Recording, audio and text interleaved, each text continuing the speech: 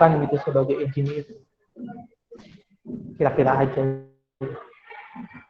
Atau ada yang punya saudara atau bapak adik tuanya gitu, engineer. Ngapain aja sih pekerjaannya?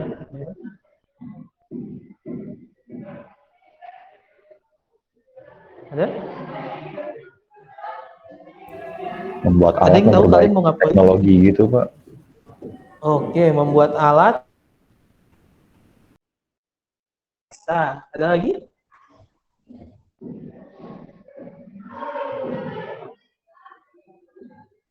Engineer. Ya, dua itu bisa lah ya, membuat alat sama memperbaiki. Cuman nanti kita akan lihat ketika kita membuat alat atau di sini yang akan kita pelajari adalah apa tahapan-tahapan yang dilalui ketika misalkan kita mau membuat alat atau yang tadi memperbaiki sesuatu. Jadi termasuk ke dalam troubleshooting juga tuh. Troubleshooting itu kan menemukan di mana salahnya, terus ya dicoba untuk diperbaiki. Oke, ini ada suatu gambaran. Dia bilang apakah ini engineering design. Jadi kan kalau yang sebelah kiri ini semacam paving block ya. Cuman dia mengubah paving block ini, kan di paving block tuh warnanya abu-abu gitu ya, membosankan gitu. Nah ini dia mengubah warnanya jadi warna-warni. Menurut kalian ini termasuk engineering design atau tidak? Termasuk rekayasa desainer itu. Atau yang sebelah kanan, ini dia ya, aspalnya jadi warna putih. Aspal itu kan biasanya warna ya kalau nggak abu-abu hitam lah. Ini aspalnya warna putih. Sebenarnya ada yang warna lain lagi. Menurut kalian ini engineering design? Iya, Pak. Iya, Pak. Saya bukan, Pak. Oke, coba yang bukan. Kenapa alasannya bukan? Kalau yang iya, enggak. Ya, kita dengarkan nanti yang iya. Yang bukan dulu. Yang bukan, kenapa bukan? Karena dalam perancangannya ini mengedepankan visualisasi tampilan daripada kebutuhan fungsi, mengedepankan fungsi yang lebih itu, Pak. Lebih banyak gitu. Siapa ini tadi yang jawab? Muhammad. Oke, Muhammad tadi ya yang jawab ya? Ya, Pak. Nah, yang tadi yang jawab iya, siapa yang jawab iya? Kenapa iya? Kenapa ini termasuk engineering design? Ingat kalau saya tanya tuh tidak ada jawaban yang salah. Ya nggak benar mungkin, cuma nggak apa-apa juga, nggak masalah. Ya, ada yang tadi jawab iya tadi? Ada Izin alasannya? Karena itu, Pak. Jadi kan Ya monggo, William. karena model udah ada, terus modelnya kayak direkayasa gitu, Pak. Jadi materialnya juga dirubah, warna desainnya juga dirubah gitu, Pak.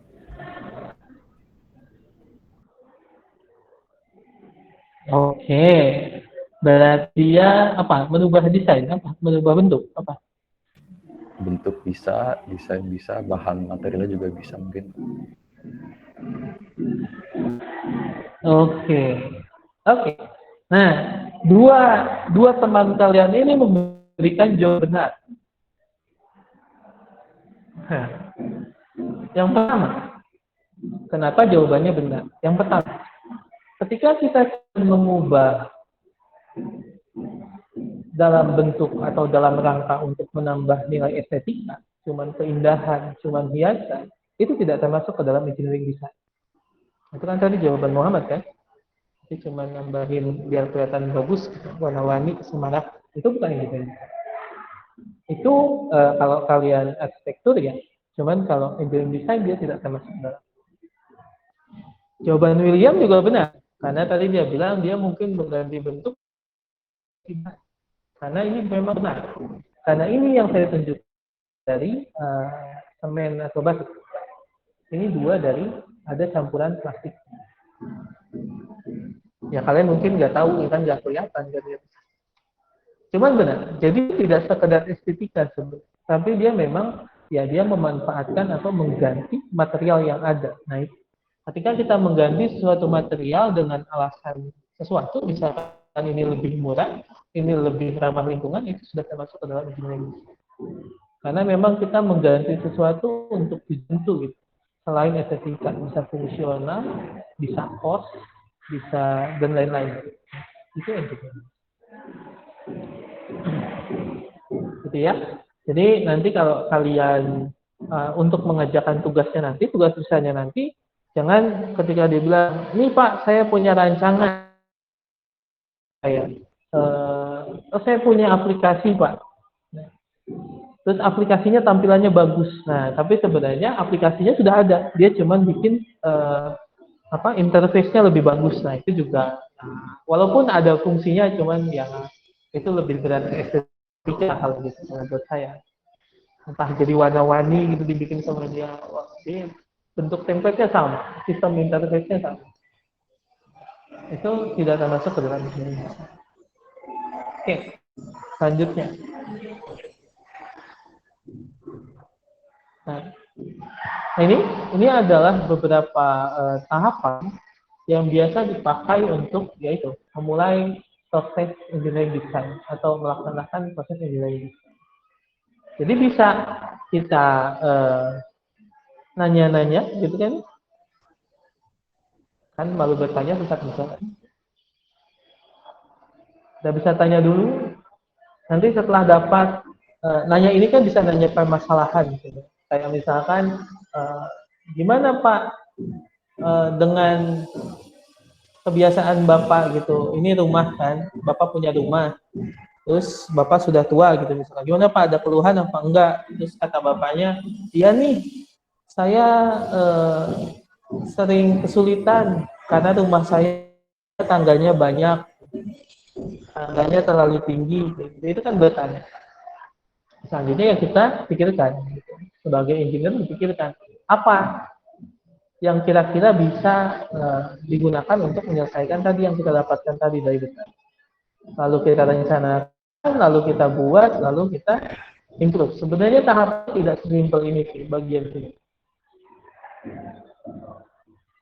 Nah, di sini tuliskan bahwa dalam proses menciptakan suatu produk baru, desain rekayasa menggunakan teknologi yang tersedia untuk meningkatkan kinerja, menurunkan biaya, atau mengurangi risiko. Ini dulu dibilangnya begitu. Ya, kita ingat ini ya. Ini contohnya. Jadi kalau ini tadi alur pemikirannya, as imagine and create improve.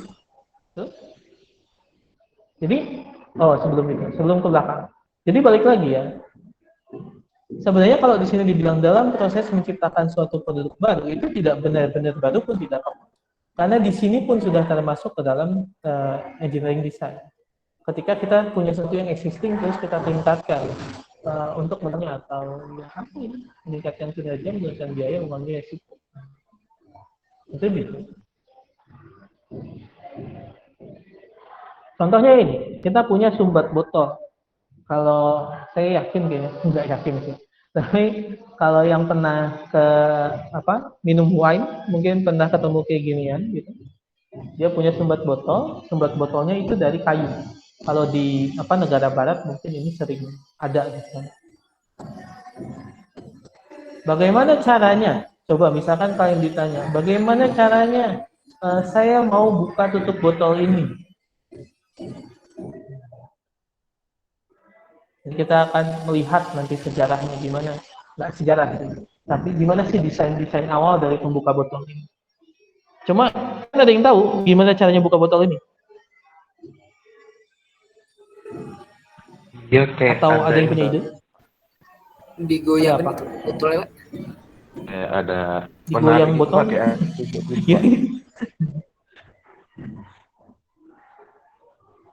Yang digoyang tutup botol ininya, si kayunya ini. Enggak, itu botolnya itu Pak. Itu kan biasanya di dalam itu ada sodanya gitu Pak. Jadi dia itu biar neken gitu Pak. Oh, ya kalau kamu ya kalau kamu kayak gitu tumpah dong, jangan dong. Ini buat diminum gitu ya, bukan sekedar membuka ya, tapi membuka tapi gitu, tapi tidak tumpah gitu, jangan ya. Nanti kamu ada yang punya ide, tapi tidak tumpah ya, jangan tumpah. Gimana? Pakai apa?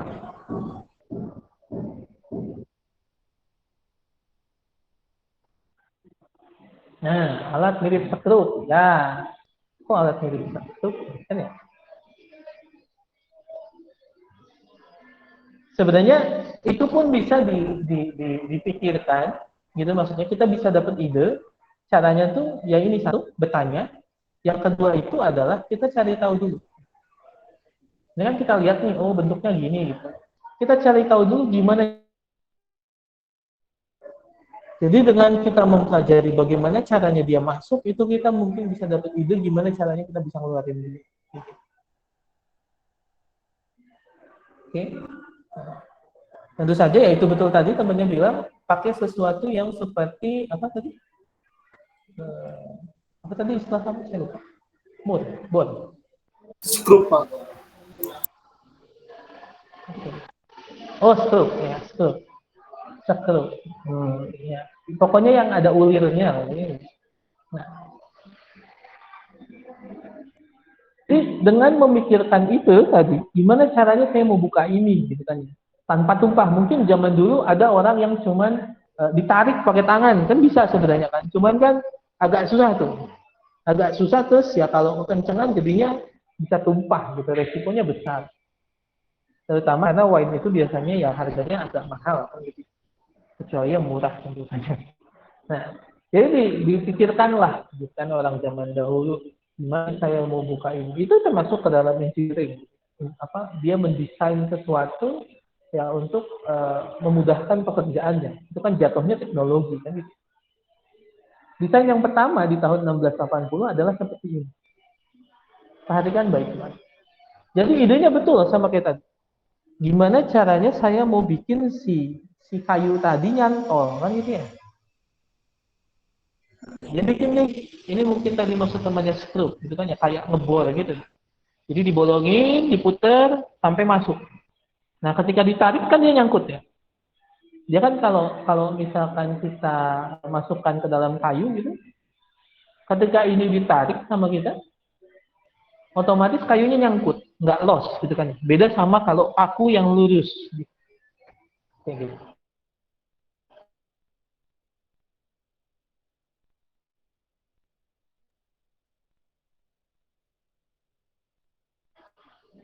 Itu yang pertama dilakukan. Ya, itu ya si keras juga kalau udah lama gitu kan agak susah lepas. Oh, ini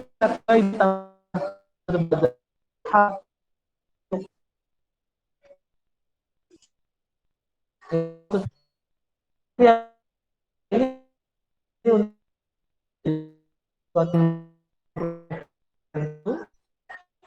ini dia membuat suatu lagi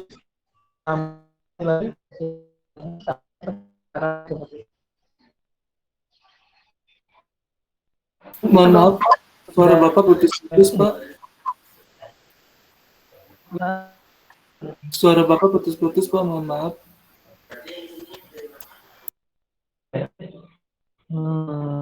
Soalnya nggak ya.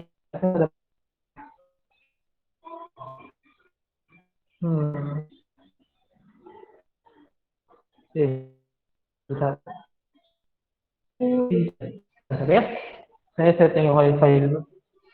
Kalau begitu.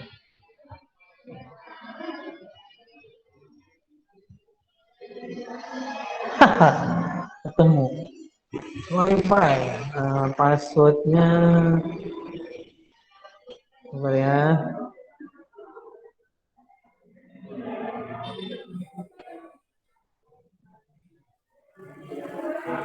Oke.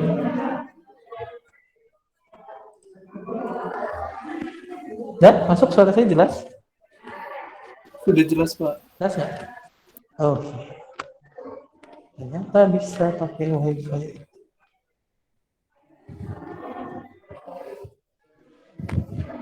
Oke. Nah ini, jadi dia terus mengalami perkembangan, dipikirkan gimana caranya supaya ya dia itu membukanya semudah mungkin. Jadi sebisa mungkin ya pakai tenaga sedikit mungkin dan tidak kemungkinan untuk tumpahnya kecil. Nah dari yang sini nih sampai sini kemungkinan sudah mirip gitu. Jadi dia punya suatu mekanisme tertentu yang memudahkan untuk penarikan. Terutama untuk yang ini, yang ada namanya Wetters-Van Stokesel, itu dia ketika diputar, nanti dia seperti semacam apa, jungkat-jungkit. Jadi ketika dia masuk gitu, nanti tinggal ini ditahan, dipegang, nanti ini ditarik ke atas, dia nanti naik ini, seret, gitu. Jadi ketarik sendiri. Jadi nggak perlu pakai seperti pengungkit lah gitu. Jadi prinsipnya seperti itu. Jadi tidak yang ditarik pakai tangan seperti itu. Jadi lebih aman untuk tidak lebih aman untuk isi dari botol tersebut gitu kan. Resiko tumpahnya kecil dan tenaganya nggak terlalu besar kan. Jadi ini juga hal sesederhana ini perkembangannya itu dipengaruhi oleh dia harus lupa. Terus nanti ada orang nanya, gimana kerjanya? Aduh susah ya. Ini botolnya tumpah terus beberapa kali. Dimarahin saya sama pelanggan misalkan gitu.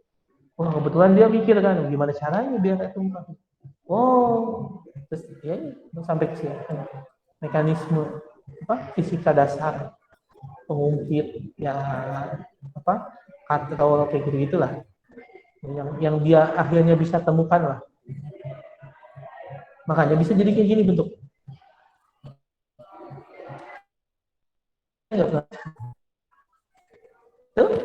Nah, ketika kita membuat suatu desain gitu, suatu alat, kita menggunakan satu tahap yang namanya itu adalah membuat suatu gambar rancangan atau kalau jadi mata kuliah gambar teknik. Nah ini adalah rancangannya. Mungkin kalian pernah dengar istilah blueprint gitu ya. Nah, ini. Jadi ketika kita mau membuat suatu, jangan dimatiin ya wifi-nya ya. Wifi itu jangan wifi yang di situ jangan dimatiin.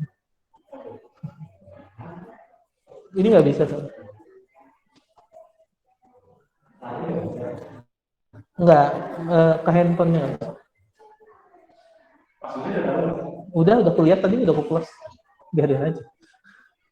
Nah ini, jadi ini adalah gambar gitu, gambaran dari semacam ya blueprint untuk membuat alat tersebut. Jadi ketika kita membuat suatu alat, ini harus ada seperti ini. Dan ini harus detail. Detail itu maksudnya seperti apa? Detail itu maksudnya ketika ada orang melihat alat ini gitu atau rancangan ini, dia bisa membuat alat yang sama dengan membuat rancangan. Nah, ini pun nanti kalian akan diajarkan gitu prinsip-prinsip atau hal-hal yang harus ada dalam membuat rancangan ini. Gambaran seperti ini. Nah, nanti di laporan akhir kalian juga harus ada gambaran atau rancangan dari apa yang mau kalian buat. Sehingga nanti orang kalau mau bikin bisa. Oke, kurang lebihnya seperti itu. Bisa kalian lihat ini dia gambarnya lebih dari satu. Kenapa lebih dari satu? Ya supaya rinci. Terutama kayak seperti ini adalah bagian-bagian yang mungkin ada di dalam gitu, tertutupi, jadi sulit untuk menggambarkannya kalau cuma pakai satu gambar. Jadi kalau gambar rancangan itu biasanya memang dari berbagai sisi komponennya digambar terpisah seperti itu, supaya jelas mekanismenya dan bentuknya. Oke. Itu adalah salah satu contoh engineering design.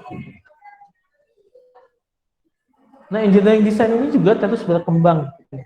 Kalau tadi dibilang bahwa ya dalam proses menciptakan suatu produk baru itu menggunakan teknologi yang ada untuk meningkatkan kinerja, menurunkan biaya dan menggunakan resiko. Itu adalah desain rekayasa atau engineering design. Tapi kemudian gitu sejak 1960 itu definisinya diperluas. Jadi mencakup proses pemikiran sistematis. Jadi dia bilang apa yang dilakukan dalam proses engineering design. Dan praktik terbaik yang mendefinisikan proses desain rekayasa model. Jadi kalau di sini untuk meningkatkan kerja, menurunkan biaya, mengurangi risiko, kalau sekarang itu sebenarnya ditekankan kepada ini proses pemikirannya sama ya proses pembuatannya. Itu ada. Nah, sekarang sampailah kita kepada pertanyaan. Adakah yang pernah membuat rancangan sesuatu di rumah? Atau kayak gambar ini gitu kan, ada waktu kecil punya mainan mobil-mobilan, terus dimodifikasi gitu. Entah diapain gitu. Ada yang pernah? Bikin apa kalian di rumah? Ada? Karena biasanya anak teknik tuh emang hobinya bongkar-bongkar sesuatu gitu. Walaupun kemudian nggak bisa disusun kembali gitu kan. Ada nggak? Nggak ada? Kalian nggak suka bongkar-bongkar? Kayak modif motor kayak gitu ya, Pak? Apa? Sorry? Kayak apa? Kayak modif motor gitu bukan sih, Pak? Bisa, modif motor bisa. Kamu suka modif motor? Bapak itu ayah saya. Oh ya, itu termasuk gitu ya. Jadi misalkan kalau kalau saya dulu gitu waktu zaman saya kecil tuh masih ada zamannya main Tamiya gitu ya.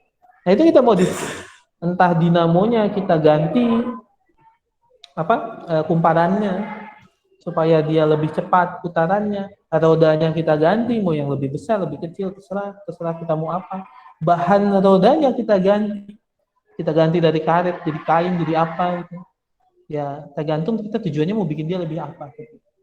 Itu termasuk merancang sebenarnya, cuman ya sebenarnya engineering design itu tidak sesederhana itu, tapi engineering design itu harus melalui beberapa tahapan. Kalau itu kan kita tidak, maksudnya kalau saya dulu gitu apa, kalau ngotak-ngatik Tamiya juga nggak yang mikir wah ini masalahnya adalah ini, maka begini, enggak. Kan cuma cobain kan gitu-gitu doang kalau saya. Di sini dibilang, jadi dalam proses perancangan ya sebenarnya yang pertama dilakukan adalah itu, identifikasi masalahnya. Nah, cuman perbedaannya satu lagi adalah antara apa yang mungkin kalian sudah pernah lakukan di rumah gitu, ngotak-ngatik sesuatu itu, dengan engineering di dunia kerja adalah ini. Di sini dibilang bahwa dalam kebanyakan situasi desain, dibilang tidak terdapat cukup waktu untuk menghasilkan satu prototipe. Maksudnya apa? Maksudnya adalah bahwa sebenarnya umumnya ya, kecuali kita tidak lagi membicarakan kasus khusus, misalkan ada seseorang yang sangat jenius dan dia tuh sangat orang tuh tidak mempressure sama sekali, cuman bilang Pak kalau Bapak punya ide gitu, punya rancangan produk bisa ya nanti disampaikan ke saya, terus dia dapat duit gitu. Kita tidak ngomongin kayak gitu ya, kita ngomongin engineering secara umum, misalkan di suatu pabrik atau di mana. Nah itu dibilang bahwa umumnya tidak terdapat cukup waktu untuk menghasilkan satu prototipe. Jadi biasanya sesuatu itu kalau dalam suatu pekerjaan gitu, misalkan kalian bekerja di pabrik, itu biasanya dikasih deadline. Dan biasanya itu nggak cukup waktunya untuk menghasilkan satu prototipe dan menghasilkan suatu waktunya itu nggak cukup panjang lah untuk mencoba segala hal yang pengen kalian coba. Nah, bagaimana caranya supaya bisa tetap mendesain atau merancang sesuatu dengan waktu yang terbatas. Berarti ini kan dengan keadaan aktual engineering zaman sekarang. Nah, ada beberapa hal yang bisa dilakukan dengan misalkan meminimalkan jumlah iterasi atau pengulangan desain. Maksudnya gimana? Jadi kalau kita mau membuat sesuatu, misalkan kayak tadi, saya mau memodifikasi mobil-mobilan atau Tamiya saya tuh supaya bisa berjalan lebih cepat pada trek bla bla bla. Nah, itu akan lebih lama kalau misalkan kita cobain semua hal yang ada. Nah, hal yang pertama harus dilakukan adalah mendesainnya dengan lebih baik. Jadi kita bikin desainnya atau di sininya itu sampai detail, sampai lebih baik. Jadi di sini kita sudah langsung studi literatur semacam. Kita berarti misalkan, oh ini treknya, jalurnya, jenisnya begini, maka bagusnya rodanya harus begini. Kalau kalian kemarin nonton misalkan MotoGP gitu, terserah mau yang MotoGP Mandalika atau bukan gitu, mereka itu kan biasanya ganti. Kalau dia itu lagi hujan sama lagi kering itu bannya beda. Nah itu juga sudah berdasarkan yaitu engineering zaman kapan tahu. Mereka sudah, oh ini kalau kayak gini bahannya bagusan ini kayak gitu. Kalau situasinya hujan maka bannya harusnya kayak gitu. Nah itu bisa kita rancangkan di awal. Jadi kita nggak langsung membangun atau mengubah mengotak-ngatik benda yang mau kita editnya gitu. Kita langsung bikin ininya dulu, kita cari dulu secara literatur mana yang paling baik, kita bikin desainnya, secara hitungan matematisnya sudah oke gitu ya. Secara ya pokoknya secara teorinya sudah oke desainnya. Baru nanti kita coba bikin prototipe-nya. Dengan begitu sebenarnya maka kita bisa meminimalkan jumlah iterasi atau pengulangan desain. Maksudnya iterasi atau pengulangan desain ini apa sih? Ya maksudnya ketika misalkan kita membangun sesuatu, membuat sesuatu, misalkan kita ganti tadi kan ban Tamiya-nya atau apanya Tamiya-nya gitu. Oh ternyata nggak makin cepat gitu. Karena memang kita tidak cukup melakukan studi literaturnya. Kita tidak mendesainnya atau merancangnya dengan baik di awal. Kita cuma langsung kita ganti aja. Ternyata nggak makin cepat, nantinya makin lambat. Ternyata setelah kita teliti lebih jauh, oh ternyata memang ya antara ban sama treknya tuh nggak cocok, jadinya lambat. Misalkan. Nah itu kan masalahnya di awal. Kalau kita sudah dari awal begitu, maka kita nggak perlu bongkar dia 2 kali. Nah, kalau kita bisa meminimalkan itu ya maka waktunya akan semakin yang dibutuhkan itu akan lebih sedikit. Jadi bilang iterasi desain yang lebih sedikit berarti biaya yang lebih rendah dan waktu pengembangan yang relatif lebih singkat. Ini juga penting ya kalau zaman dulu saya kerja di suatu perusahaan itu biaya untuk riset and development-nya itu ada budgetnya, gitu semua ada budgetnya, semua ada deadline-nya. Jadi saya disuruh bikin produk ini dalam jangka waktu 3 bulan lagi kita akan launching. Tadi gitu kan ya. Saya mau ini bisa produksi di pabrik saya, 3 bulan lagi kita akan launching. Itu secara waktu tuh nggak mungkin kayak gitu. Kalau kita develop dari awal, apa yang dilakukan, apa yang kita punya. Gitu. Jadi saya menggunakan apa yang sudah dipunya, lalu saya modifikasi gitu dengan keadaan yang pengen dibuat. Nah, dapatlah dengan itu 3 bulan. Gitu. Jadi memang yang penting itu desainnya. Yang penting itu di awalnya ketika kita merancang apa yang mau kita coba. Jadi apa yang kita coba itu harus sudah setinggi mungkin kemungkinan berhasilnya. Jadi nggak asal coba-coba. Kalau kalian melihat ini juga, kalau ada yang pernah tahu, waktu saya, bukan saya yang jelasin, waktu bahasan rekayasa jaringan, kalau nggak salah, itu kan itu saya ya. Oh itu saya nih, rekayasa jaringan. Saya kira udah diambil orang. Yang rekayasa jaringan kan itu ada tahapan. Jadi kalau kalian atau pembuatan pengembangan teknologi kesehatan itu biasanya untuk yang berkenaan langsung gitu dengan kedokteran gitu dengan pasiennya atau pengembangan obat biasanya dia melalui berbagai tahapan. Yang pertama itu adalah uji in silico bisa. Uji in silico itu berarti dia cuma simulasi di komputer. Lalu nanti dia ketemu sama uji in vitro.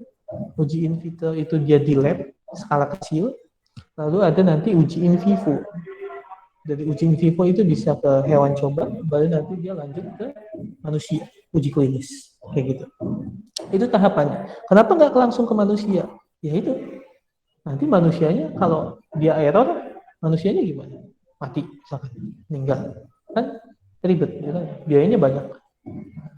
Makanya dari awal sudah di screening kandidatnya mana yang cocok. Kenapa lewat in vitro gitu? Kenapa nggak langsung in vivo habis gitu? Ya karena in vitro itu lebih murah. Hewan coba itu mahal. Terus ya ada etikanya juga. Jadi memang dalam teknik atau dalam rekayasa itu dalam segala bidang sebenarnya itu perlu proses perancangan yang tepat dan ya studi literatur yang cukup banyak untuk memudahkan atau melancarkan proses ke depan.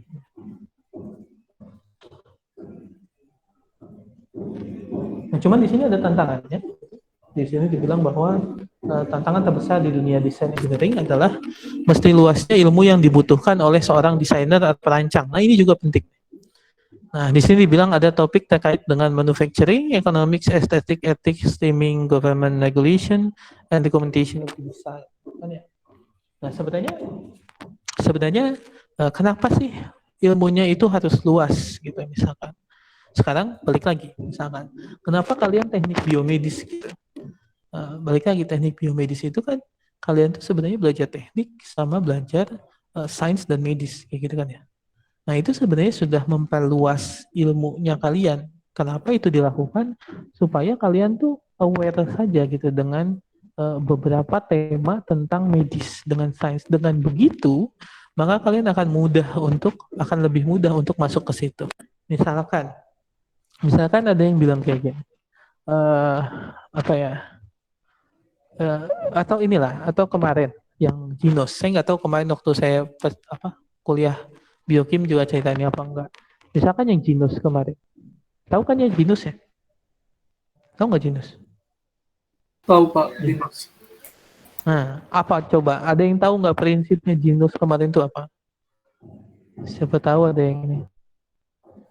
Atau cara kerjanya lah gitu. Dia deteksi apa sih? Ada yang pernah baca nggak?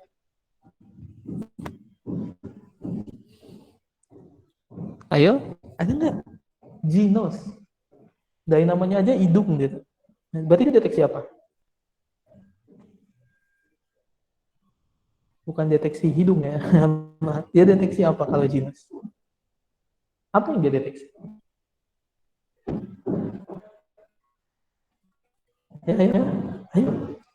Deteksi virus melalui pernapasan hidung. Dia tidak secara langsung sih. Dia memang mendeteksi virus dari nafas kita. Nah, cuman yang dia deteksi itu adalah komponen kimia yang ada di nafas kita. Kok bisa kepikiran kayak gitu? Ya karena dia ilmunya luas. Dia tahu bahwa ketika ada suatu penyakit, maka kemungkinan metabolisme orang tersebut terganggu. Apa akibatnya kalau metabolismenya terganggu? Salah satunya adalah komponen yang keluar dari hasil metabolisme itu kan bisa dikeluarkan lewat pernafasan. Nah, komponen nafasnya menjadi berubah. Wah, makanya dia punya ide, mungkin bisa nih deteksi COVID lewat nafas. Jadi itu pentingnya luasnya ilmu sebenarnya. Kalau kalian atau kalau beliau tidak tahu tentang hal itu kan dia mungkin nggak akan menemukan Ginos ya. Dari mana caranya dia mau deteksi COVID dari nafas kalau dia nggak tahu nafasnya bisa terpengaruhi kan gitu ya. Nah, itu contoh dari tantangan terbesar di desain engineering, luasnya ilmu. Kalau kita mungkin ketika melihat temuan-temuan itu langsung bilang, wah iya juga. Tapi sampai ke iya juganya itu luasnya.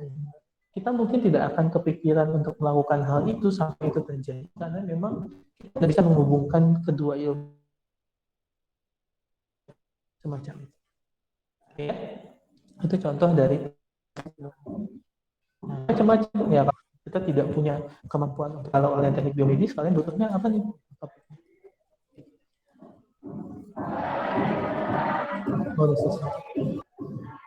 Atau contohnya kayak ini, kayak yang dilakukan sama salah satu dosen teknik biomedis.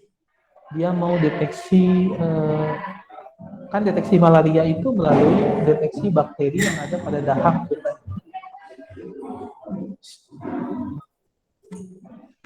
Ya, please. Nah, jadi kalau yang manual, dia itu melihat, mengamati satu persatu menggunakan mikroskop. Nah, gimana caranya supaya bisa dia sederhanakan? Yaitu dia menggunakan mikrocontroller. Jadi dia foto sendiri, pemrosesan citra sendiri, dia deteksi sendiri, terus dia bisa bilang, oh ini positif kayak gitu, semacam itu. Ya kalau dia nggak ngerti cara awalnya gimana deteksinya, dia nggak akan bisa deteksi kayak gitu. Itu contoh dari keluasan kayak gitu. Oke ya. Nah, apa nih? Nah, dalam perancangan ini juga terkadang terdapat banyak permasalahan. Kalau ini tuh tantangan tuh sifatnya adalah umum. Kalau permasalahan perancangan ini sudah lebih spesifik ke apa yang akan kalian lakukan. Di sini dibilang bahwa masalah dalam desain atau perancangan tidak mempunyai jawaban yang unik. Hal ini disebut dengan open-ended engineering design problems. Beberapa jawaban dapat memenuhi kenyataan masalah desain. Masalah-masalah ini seringkali merupakan masalah yang kompleks dan kadang tidak dirumuskan dengan baik. Kita akan menemukan bahwa pekerjaan desain yang luar biasa membutuhkan kreativitas yang tinggi pula. Mungkin juga ada jawaban terbaik berdasarkan persyaratan kritis. Misalkan, desain yang meminimalkan biaya produksi atau mungkin tidak menghasilkan produk yang sangat andal. Jika keandalan produk merupakan persyaratan kritis pelanggan, meminimalkan biaya produksi mungkin bukan jawaban desain perancangan terbaik. Maksudnya di sini apa sih? Oke. Jadi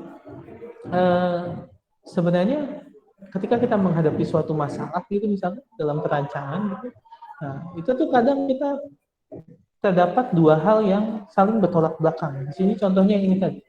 Misalkan kita disuruh mendesain sesuatu, gitu kan ya. Coba kamu bikin apa ya contohnya?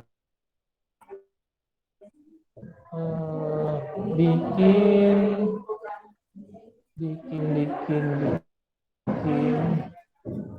apa ya? Ini aja lah. Coba kamu bikin tulang buatan misalnya, implan gitu kan ya, implan untuk tulang buatan misalkan. Terus, wah kalau saya mau bikin implan atau tulang buatan, maka saya rasa bahan terbaiknya adalah pakai ini, misalkan kalian pakai titanium gitu misalkan. Wah saya mau pakai titanium karena dia keras, dia itu ketahanannya tinggi misalkan. Tapi ternyata harganya mahal, jadi kan ya? Wah, padahal dia kalau bisa pakai ini bisa tahan 10 tahun misalnya.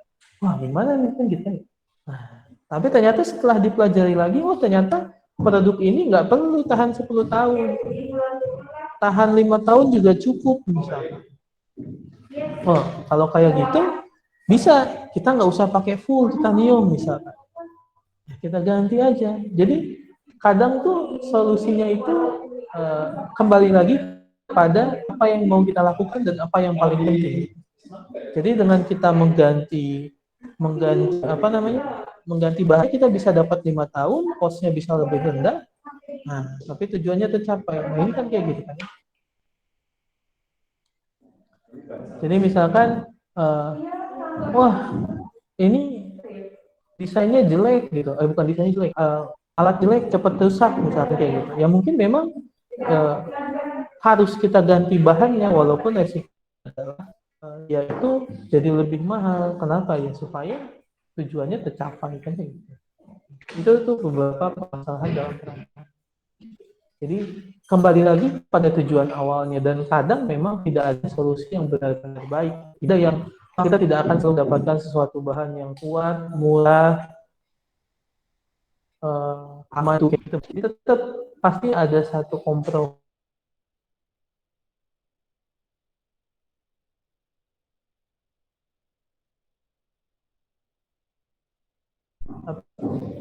Tengah-tengahnya lah ketemuannya acceptable.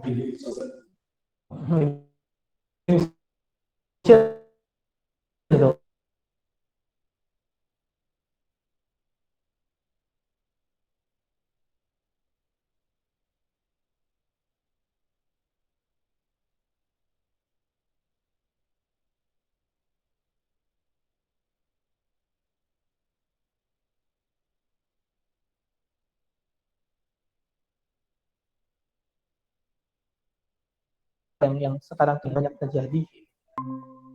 Kalau Gino tadi kan ya masalahnya dia lagi COVID gitu kan. Ini saya apain? Oke. Nah ini kualitas perancang yang baik. Kalau kalian mau jadi perancang yang baik,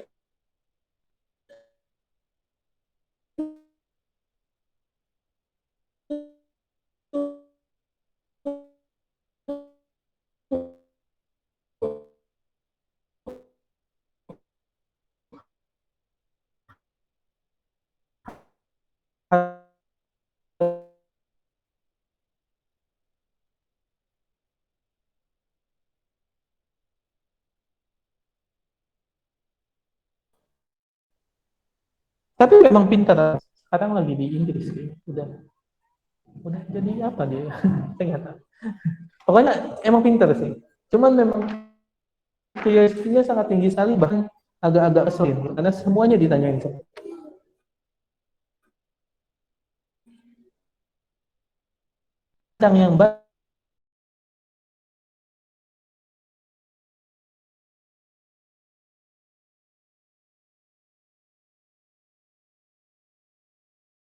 Yang gimana cara? Gitu sebenarnya cara-cara untuk mendapatkan ide dari yang sudah ada punya kita kembangkan, dari punya orang ataupun ya kita nanya-nanya. Tadi kan yang pertama adalah ask, nanya-nanya, berkunjung. Tapi jangan nyolong ide orang, kerjasama nggak apa-apa. Yang kedua, unselfishness. Hal utama untuk memperoleh kerjasama yang efektif adalah menekan ego dan mengorbankan kenyamanan pribadi demi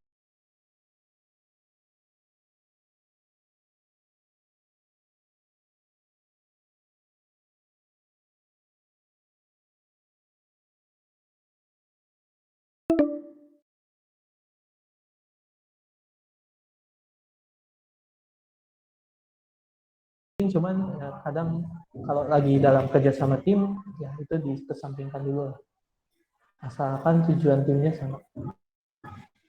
Yang ketiga, fearlessness. Dibutuhkan keyakinan penuh untuk melangkah ke suatu hal yang tidak diketahui atau tidak pasti dan menciptakan sesuatu yang baru. Jadi kadang memang ketika kalian lagi mendesain itu, kalau tadi kan kita butuh ilmu yang luas. Nah, mungkin kalian akan ketemu sama suatu situasi yang, aduh saya nggak tahu nih, saya nggak ngerti nih basicnya ini, tapi kayaknya bisa deh. Bisa nggak ya? Kan gitu ya. Mungkin kalian ketemu situasi kayak gitu, apa yang harus kalian lakukan? Ya nggak usah takut. Nggak usah takut, nggak usah langsung, aduh masa saya harus belajar lagi? Nggak usah. Ya, memang kemungkinan cari orang yang memang mengerti bagian itu. Tapi jangan langsung karena kalian nggak ngerti terus kalian tuh gitu, maksudnya udah nggak jadi lah, bukan bidang saya. Padahal sebenarnya itu memang ya interdisiplin aja gitu, butuh perpaduan ilmu. Ya. Yang kedua, persistence. Keempat nih. Halangan rintangan tidak bisa dihindari selama proyek desain atau perancangan. Tetap tangguh dan teguh dalam menghadapi kesulitan. Ya. Jadi pikir bahwa semuanya akan lurus seperti jalan tol, enggak. Mungkin akan kayak gitu kadang-kadang, tapi ya kadang ada ini kan, gardu tol disuruh bayar, akhirnya habis harus ngisi dulu kayak gitu. Jadi tapi tenang aja gitu, lanjut aja. Yakinlah bahwa semuanya itu pasti ada manfaatnya kayak gitu. Asal kalian ya percaya dan benar aja, jangan cuma kadang ada dua hal gitu maksudnya ketika dalam persistence ini bisa ya, atau yang sekedarnya aja. Kalau ada orang idealis yang sampai ngotot terus sampainya ya nggak mau, pokoknya menurut saya berhasil, tapi karena ada aja yang ya persisten boleh, kita harus ya setidaknya kita sadar lah bahwa halangan rintangan itu biasa dalam hal ya apapun itu sebenarnya, nggak mesti desain dan perancang. Ya. Jadi gagal itu biasa ceritanya. Yang kelima, adaptability. Nah ini, selama proses perancangan, kondisi terus berkembang. Terutama kalian yang main di teknik atau teknologi.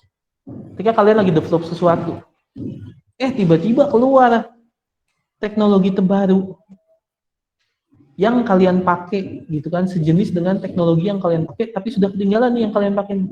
Apakah kalian ngotot maju dengan apa yang sudah kalian kembangkan, atau kalian ganti dengan teknologi yang baru tersebut? Nah itu yang harus dipikirkan. Jadi kalian harus bisa adaptasi. Jangan pernah ini aja lah.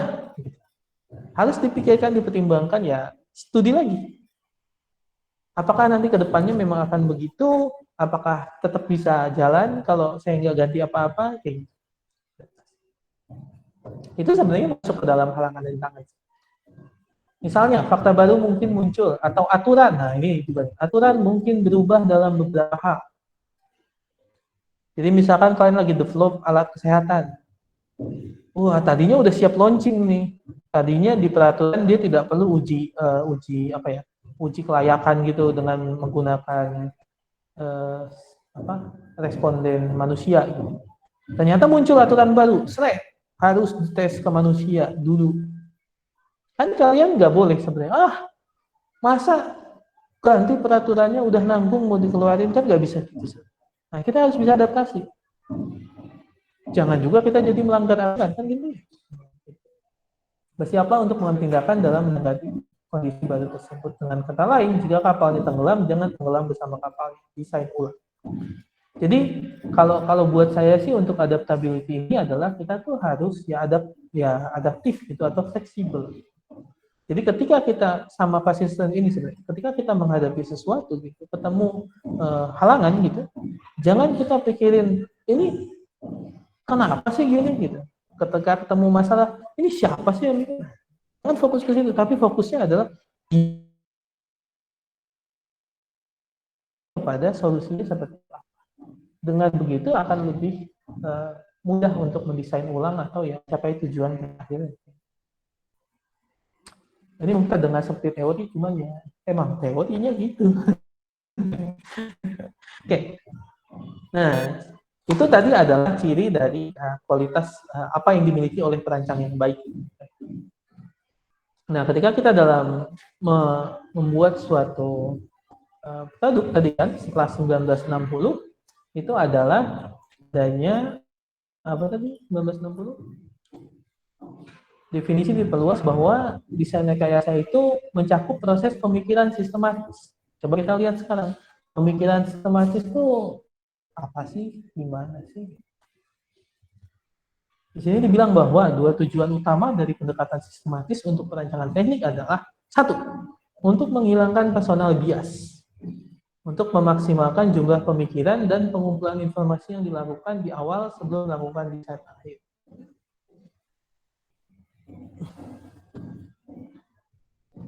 Jadi sebenarnya pendekatan sistematis ini adalah ya kalau boleh saya bilang sih sebenarnya ya terkait dengan inilah literatur, fakta, dan memang semuanya tuh dilihat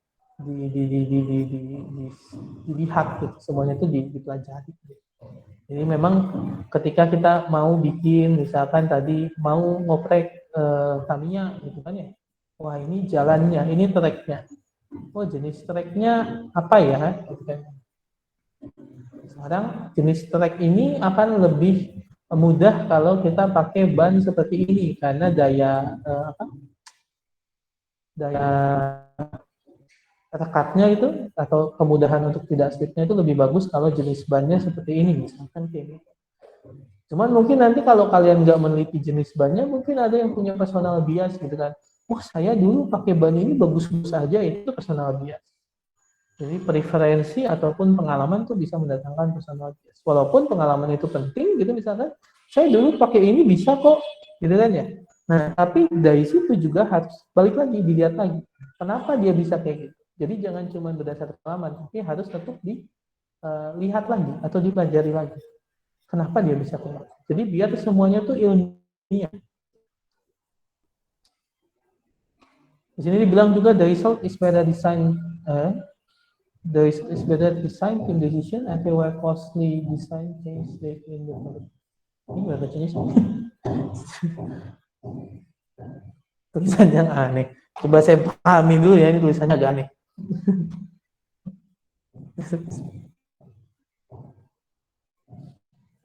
Oh.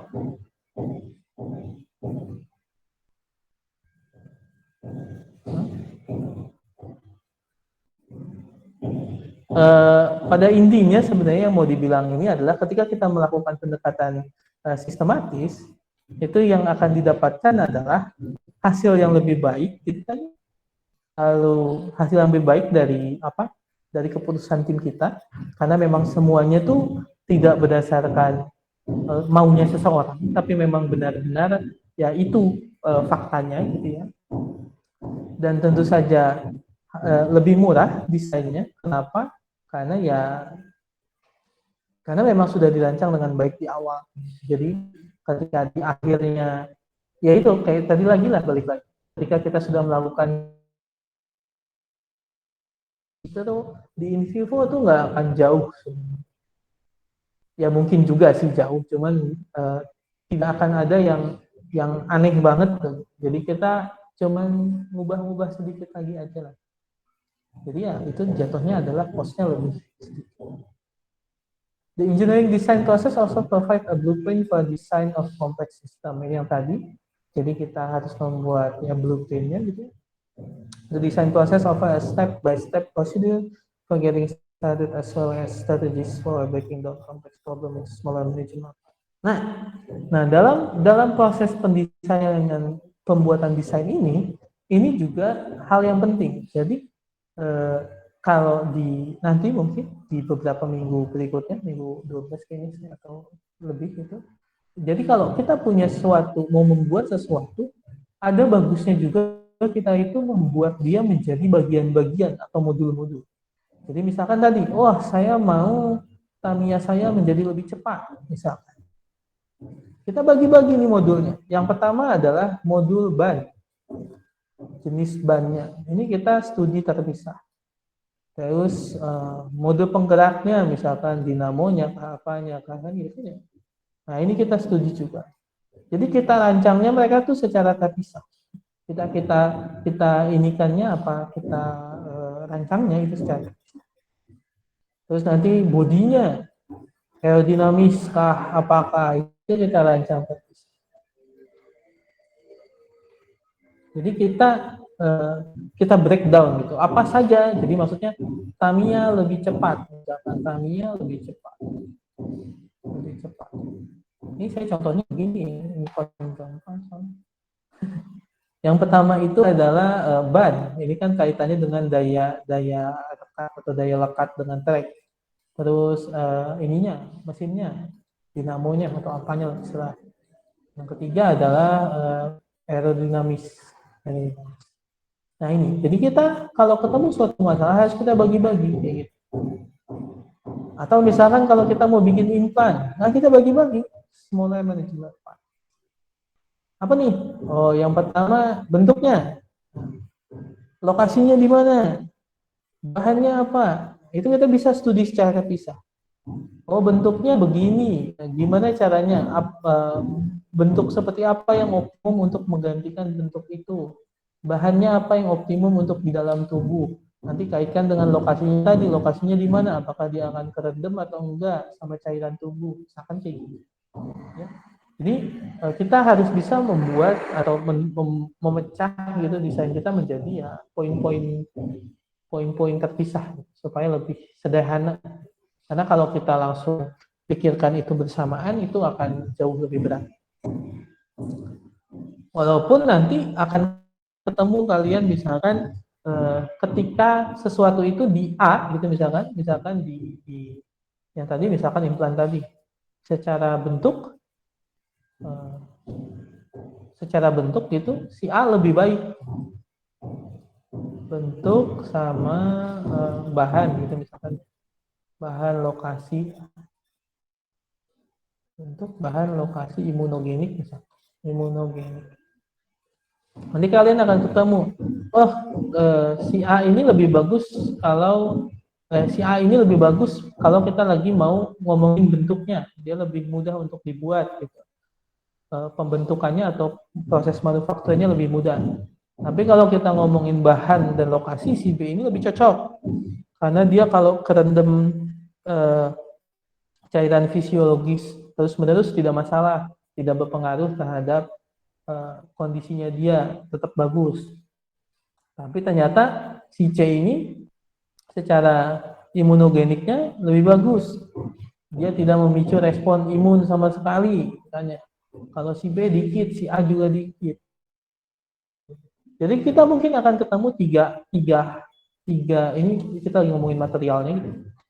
Kita akan ketemu bahwa materialnya untuk bentuk, benda, dan lokasi, ini bahan nih, bentuk, bahan, lokasi, sama imunogenik itu hasilnya beda-beda. Terus gimana? Nah, baru nanti di sini kan ada hasil analisanya tuh. Nggak cuma kita dapat, oh si A lebih bagus. Di sini harusnya ada siapa yang nomor 2 lebih bagus, siapa nomor 3 lebih bagus, siapa nomor 4. Ini juga hal yang sama. Gitu kan? Ini juga hal yang sama. Nah, nanti dari sini hasil ini baru kita pertimbangkan mana yang paling kita mau, mana yang paling sesuai. Jadi kita harus bagi ini, karena kalau kita langsung pikirkan sekaligus, mungkin kita nggak akan dapat secara begini gitu. Oh, dia secara ini lebih baik, bla bla bla bla bla. Kalau kalian langsung pikirkan bareng-bareng gitu, oh kita cari yang bentuk, bahan, sama imunogeniknya paling bagus. Gitu. Mungkin akan lebih sulit gitu mencernanya. Nanti kalau kalian ditanya gitu sama orang gitu, misalkan kalian lagi mau cari dana nih buat proposal, Pak, saya mau bikin implan, bahannya begini, bentuknya begini, dia sifatnya begini, gitu. Terus nanti ditanya, loh, kalau kamu pakai bahan B, misalkan terakhir yang kita pilih B kan, gitu. B itu kan memicu respon imun, ya. Bukannya lebih bagus C, dia tuh imunogenis sama sekali tidak memicu respon imun, misalkan. Nah itu nanti kalau kalian tidak melakukan ini, kalian mungkin akan sulit untuk menjawabnya. Jangan-jangan kalian nggak pernah melihat C sama sekali kalau di sini. Ini kayak gitu sih. Karena si C di sini jelek banget gitu misalnya. Jadi ketika dia bilang C di sini, kalian tuh nggak tahu C itu sifatnya kayak apa gitu karena memang tidak pernah di.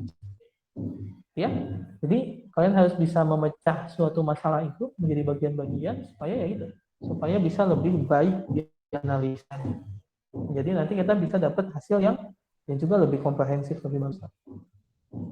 Nah, sekarang sampailah kita ada langkah-langkah pada proses perancangan teknik. Sini dibilang pendekatan sistematis untuk teknik perancangan terdiri dari 8 langkah. Sebenarnya kalau kalian googling tuh banyak yang membagi dia jadi macam-macam langkah lah.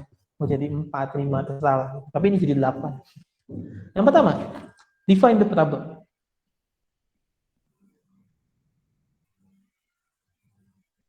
Define the problem. Jadi kalian cari masalahnya. Apa sih yang lagi masalah sekarang? Oh, COVID lagi banyak, Pak. Ya, ini anggap aja tahun lalu kan, kalau sekarang mah udah mending. COVID lagi banyak, Pak. Terus masalahnya apa? COVID itu masalahnya apa? Dispesifikan lagi. Masalahnya COVID, Pak. COVID. Apa masalahnya apa? Deteksinya, Pak. Deteksinya kalau apa? Deteksinya lama, Pak. Mahal, Pak. Gitu. Jadi kita harus mendefinisikan problem itu sampai sespesifik mungkin. Udah belum? Lama, mahal aja nggak? Atau apa lagi? Yang gitu ya. Atau misalkan COVID, Pak. Vaksin. Imunitas, Pak. Dia bisa traveling. Kenapa vaksinnya? Vaksinnya nggak bisa untuk varian baru. Terus gimana? Oh ini panjang kalau ini. Tapi itu tahap pertama di depan. Terus yang kedua, kita dari kalau sudah problemnya sudah spesifik, nah baru kita cari nih apa saja solusi yang mungkin. Dan jangan kita cuma bikin satu. Kalau dulu mungkin istilahnya ya brainstorming lah. Apa aja yang bisa nih? Nah, ya asal bunyi juga nggak apa-apa, asal dipikirin ada nyerempet-nyerempet dikit nggak apa-apa. Yang penting banyak dulu aja.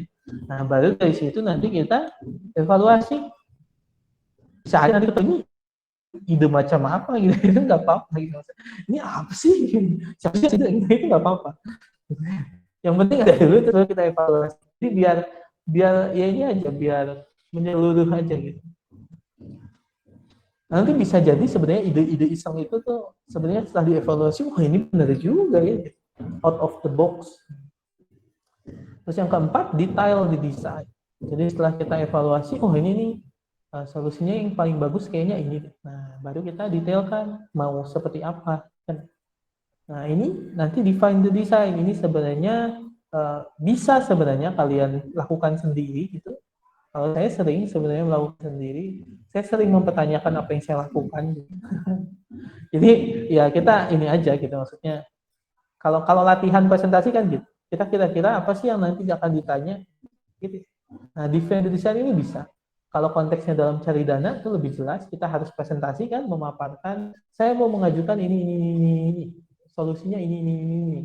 Nanti ditanya, kenapa kamu milih solusi itu? Kok gitu? Gitu. Kayaknya lebih bagus yang sekarang.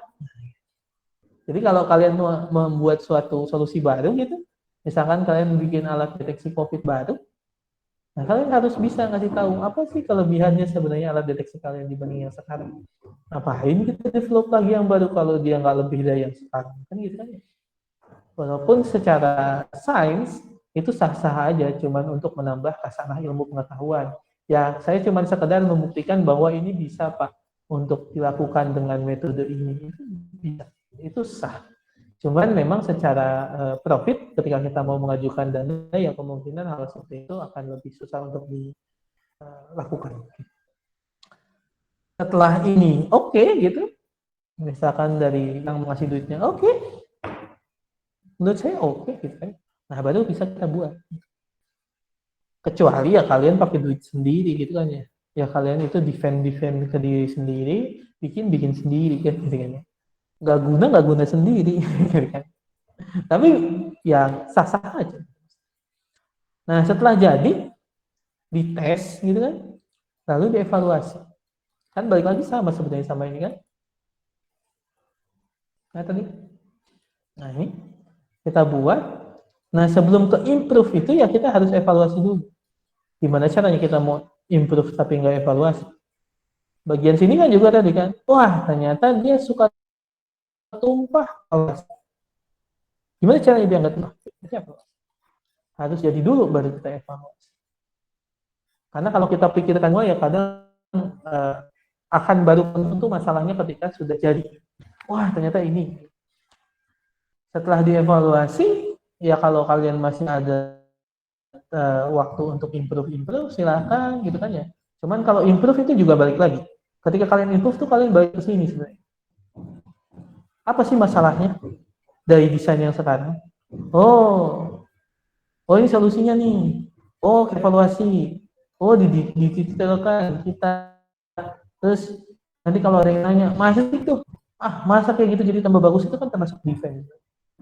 Terus habis itu kita buat evaluasi lagi. Lama kan muter-muter terus. Itu maksudnya iterasi juga ke situ. Nah, baru di akhir kita bikin laporan.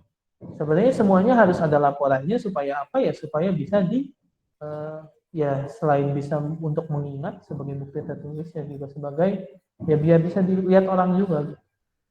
Oh dia bikin gini. Dari sini nanti orang bisa punya ide lain kan gitu ya.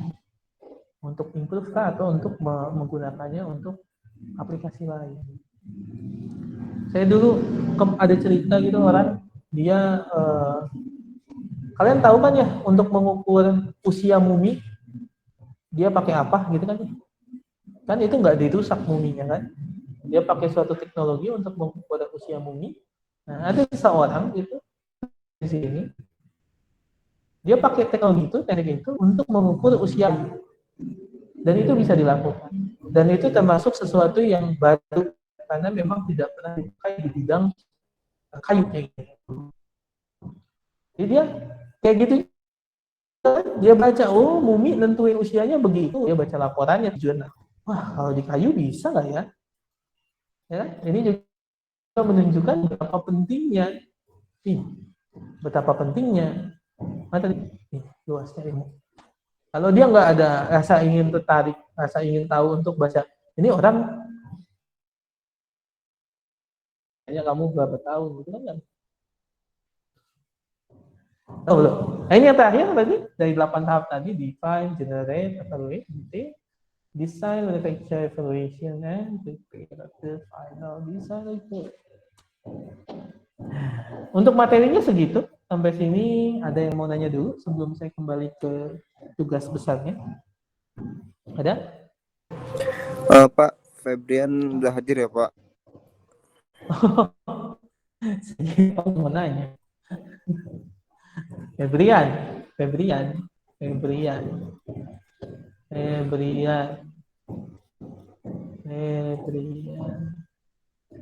Ada yang mau nanya? Febrian. Afif belum ya berarti? Tinggal Afif. Berarti ada 46. Sudah Pak, Afif sudah Oh. hadir Pak. Oh, Afif ada. Dari mana kamu, Afif?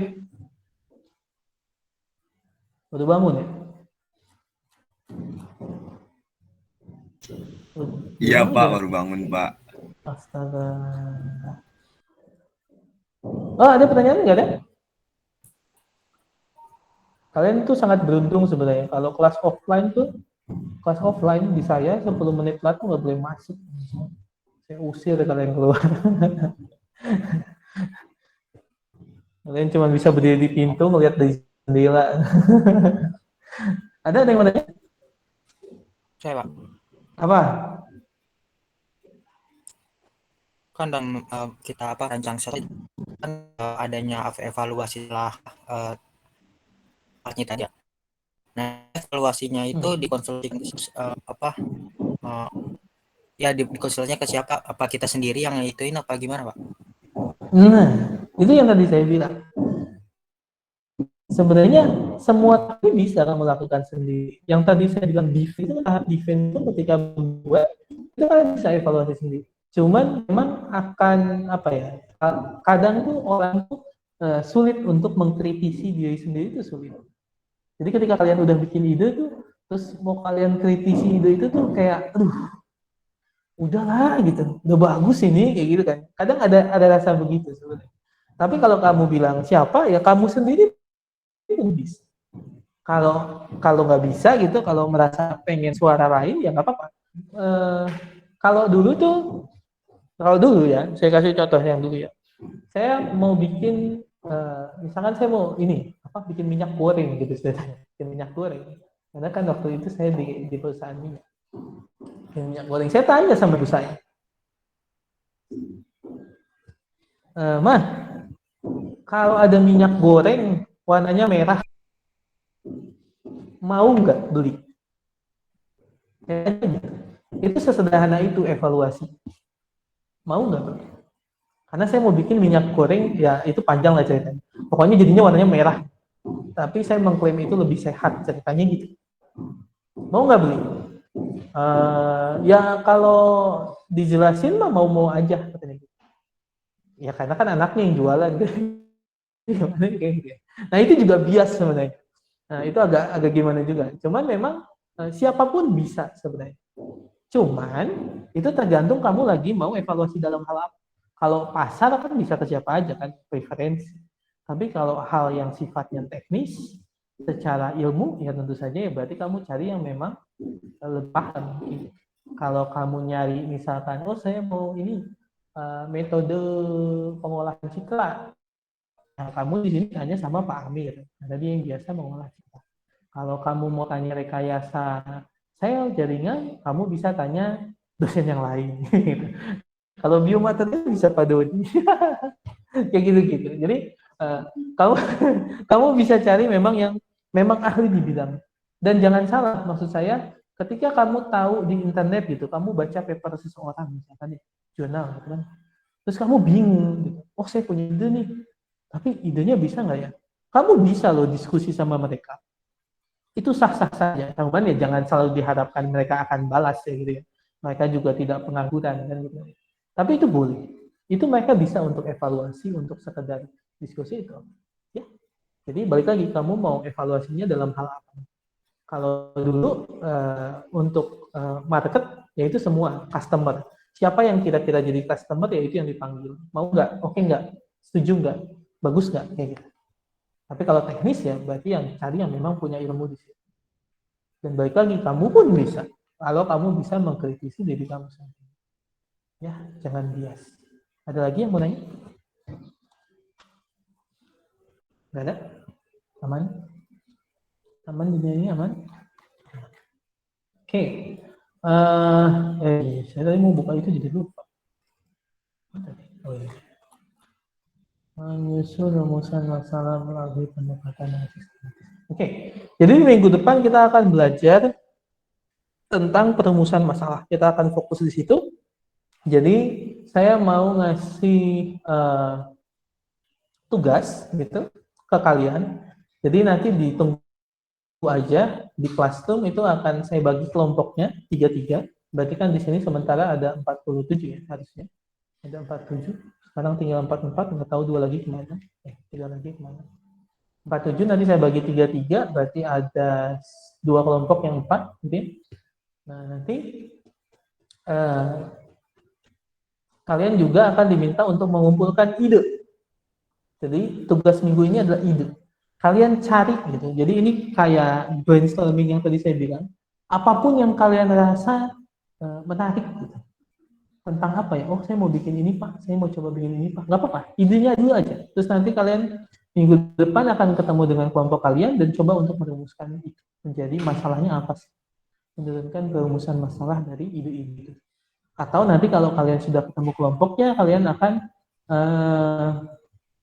diskusi lagi apakah mau tetap memilih salah satu dari ide yang kalian sudah pikirkan masing-masing, atau ada nanti mau diskusi dapat ide baru. Pokoknya nanti di minggu depan itu masing-masing kalian harus sudah punya ide satu minimal.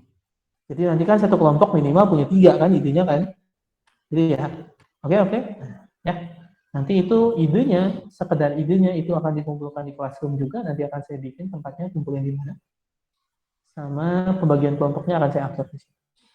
Jadi bentuk akhirnya adalah sebenarnya harapannya sebenarnya kalau awalnya tuh ya kalau sekarang sih sebenarnya jatuhnya jadi kayak karya tulis gitu. Cuma nanti strukturnya tetap akan ada gambar desainnya, desain rancangannya, detail, terus ada rumusan masalah, bla bla blanya. Nah, nanti akan ada nilainya, gitu. Nilai bonusnya adalah ketika misalkan kalian mencoba memasukkan karya tulis kalian itu ke dalam suatu perlombaan. Itu nanti jadi nilai plus. Tapi nanti ya kemungkinan kan berarti baru bisa disubmit itu minggu berapa itu selesainya? 14-15 kayaknya harusnya sudah bisa selesai. 14-15 harusnya udah bisa selesai, jadi bisa disubmit di minggu itu misalkan kalau ada perlombaan, bukti submitnya seperti apa gitu ya. Tapi tentu saja nanti akan kami nilai juga misalkan ya sebenarnya kalian asal submit apa enggak sih gitu. Gitu, oke? Sampai sini ada pertanyaan untuk tugasnya?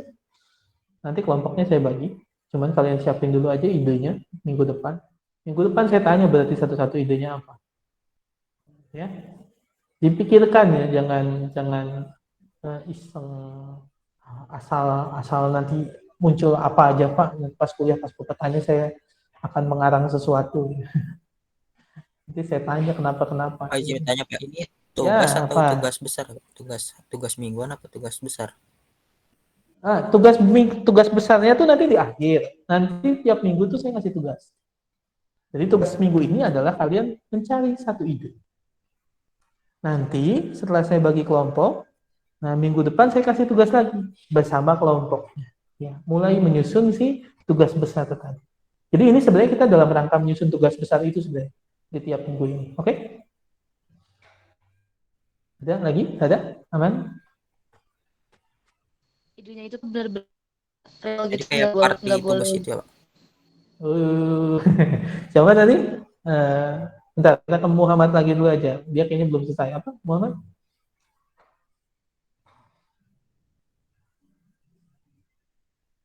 Oh, hilang. Halo Pak. Idenya itu Pak benar-benar kita real, nggak boleh jiplak atau cari referensi gitu ya Pak. Jadi dari ide kita sendiri gitu. Kalau cari referensi itu wajib. Cari referensi itu wajib. Cuma ya idenya jangan jiplak, kan gitu. Gitu. Beda dong antara jadi referensi dan kita jiplak. Maksudnya Pak kalau agak mirip gitu Pak 11-12 gitu, tapi Nggak apa-apa. Agak mirip tuh nggak apa-apa. Cuman nanti saya pasti nanya, apa ini bedanya? Kenapa kalian kesini? Kan gitu kan ya? Gitu. Mirip itu kan nggak sama. Mirip aja. Mukanya mirip Pak, kakinya beda. Kayak gitu. Oke? Nyambung ya? Iya Pak. Ya. Sebenarnya kalau itu kan jatuhnya ke improvement dan itu nggak apa-apa, sah-sah aja. Ada lagi yang mau nanya? Yang receh-receh juga nggak apa. Ada yang mau nanya? Maksud saya idenya tuh receh gitu, nggak usah yang sangat kompleks sekali gitu kayak gitu. Pak, jadi tugasnya itu buat minggu depan apa mikirin ide buat yang tugas besar itu ya, yang minggu. Iya. Jadi kayak kira-kira entah judulnya atau apa ya? Kayak misalkan membuat pintu kemana saja misalkan. Nah, itu kan kayak gitu kan. Nah, kayak gitu. Misalkan kayak gitu. Ada lagi yang mau nanya? Kan susah tuh pintu kemana saja. Oh, yang berkaitan sama teknik biomedis ya, pintu kemana saja tuh nggak berkaitan. Ada? Nggak ada? Cukup? Oke, kalau nggak ada, berarti saya cukupkan kuliahnya hari ini. Ya, terima kasih.